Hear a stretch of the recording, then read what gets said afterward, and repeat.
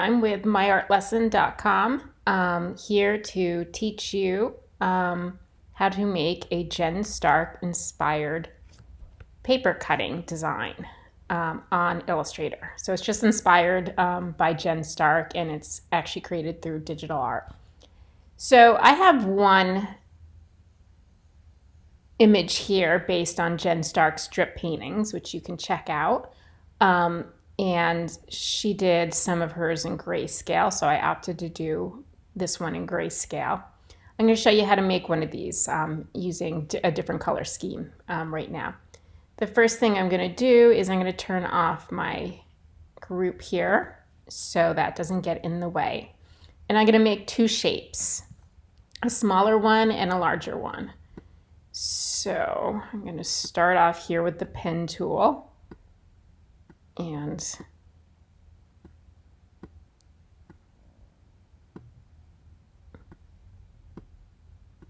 create some drippy looking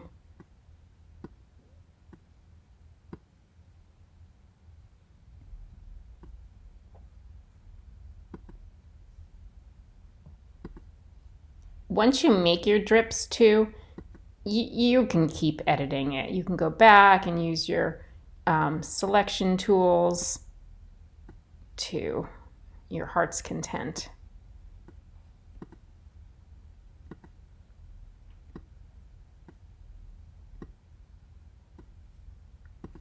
All right, so I have one of them here, and now I'm going to do a second one.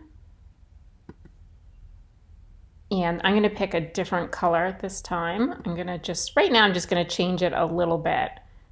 So it's just enough that I can see the difference between the two.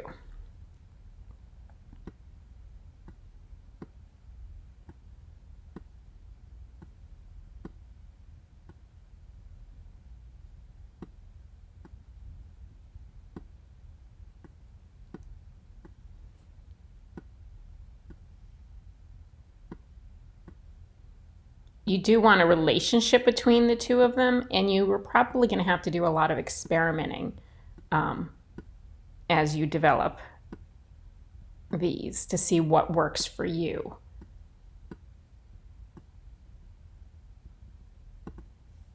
All right.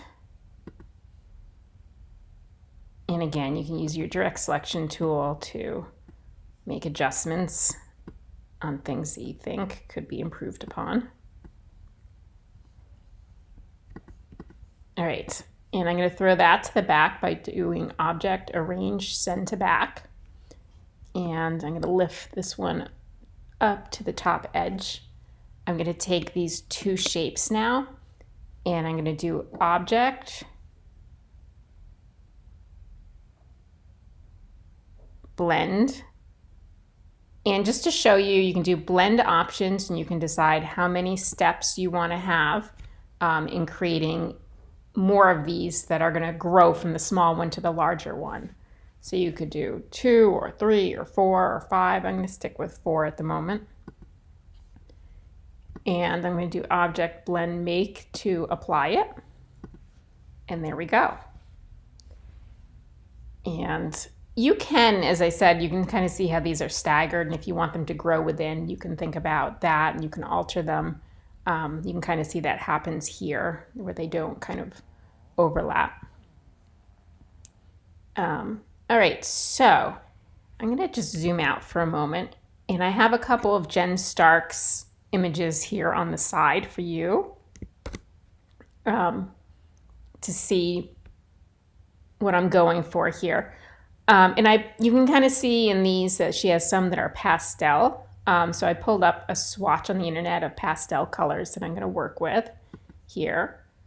So the first one, I'm going to make this peach shade. Oh, sorry. Which brings me to my next observation, which is these are a group. When you're working with the blend feature, it'll automatically lock the first shape that you did and the last shape that you did. So the first thing is and you can't really access the other shapes. So the first thing is that I'm going to do is show you how to access those shapes. You're going to do Object, Expand, and then hit OK. It should have Object and Fills checked. And now you have each one of these as a distinct shape that you can select and grab. All right, so now I can grab that first shape by double clicking. As a matter of fact, maybe for this, I'm going to actually click out of there. Maybe for this, I'm going to take it off the group too. So object, ungroup. So it's going to automatically group them together. So I have that off now. I'm going to select the first one and I'm going to pick my peach color. I'm going to pick the second color and I'm going to pick the pinky color. I'm going to pick the third color and the light purple, the fourth for this blue, the fifth one is more turquoise. And then I'm out of colors, so I'm going to improvise here. I'm going to take the turquoise and pick a slightly darker version of it. All right, so there we go. I have my drips. And from there, I can turn on my other layer. Actually, I'm going to turn it back off. I'm going to select these now. And in a moment, I'm going to group them. But I'm going to also add a cast shadow effect. I almost forgot that. So effect. And you're going to see in the effects, you have Illustrator effects, you have Photoshop effects. You want the Illustrator effect. You want to go to Stylize, Drop Shadow. And you can play with these here to see how they look. I'm going to turn the preview on. And I've got mine set for 34 opacity, X offset 4, Y offset 5, blur 3. Again, you can play with any of those that you want. And see how it changes and if you like those changes. All right, so I'm going to stick with these. I'm going to hit OK. And you can see that cast shadow just adds that element of 3D because Jen Stark's pieces are literally one cut paper over another cut paper. So we like that added feeling of three-dimensional. So again, effect. I don't know if you noticed there, but what I did was I just selected the rest of these, and you can click on them individually, holding down Shift to get them all, like so, or you could grab a box that goes over just the layers I want, so I'm avoiding that first layer, and voila, I've got them all selected. So Effect, Stylize, Drop Shadow, or once you've used it, it's going to stay kind of in a recent effects area. So I'm going to grab that. I'm going to hit OK, and it applies to all of them then. And I'm going to turn the first layer on, but I'm going to, actually not yet. I'm going to grab these. I'm going to group them again. Object Group.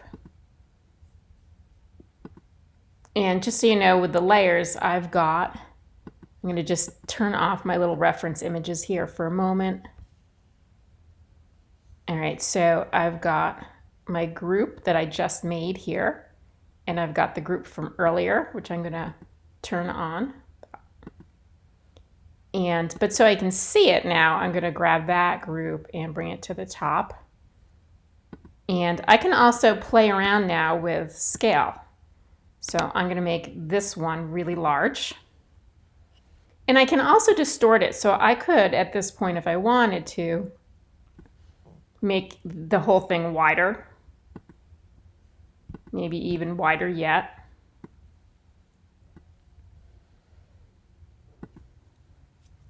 And think about where my first ones are going to be placed and how they're going to interact with the lower ones.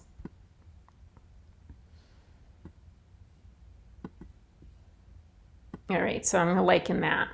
And at this point, I'm going to actually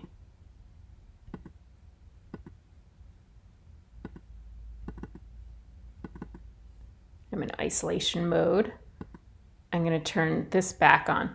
And I want you to think about color a lot as you work on this project, because I think she's kind of has a certain color technique. You can see sometimes she uses patterns like this red, blue, and then looks like almost a brown, or her value, using value to break up the color, give your eye a little rest. Sometimes they're more intense colors, sometimes they're more muted pastel colors. So you can kind of approach this as a color exercise. What's going to work together? And you have infinite amounts of ability to change it. Now, Jen Stark would actually use kind of like markers to kind of do something like this in her sketchbook, this is what one of these are, is her sketchbook work. But you have the ability to really go and change color infinitely. So if you don't like a color, you can click on here and shop around in the color palette. Maybe you'd prefer a soft yellow to that color. So you could do that. And you can certainly add more drips, fill up your page, go crazy. You can leave white spaces. You could do shapes, on top, enclosed shapes, or just keep them drippy. But take a look at some of her work and have fun learning Illustrator. All right, thank you. Bye-bye.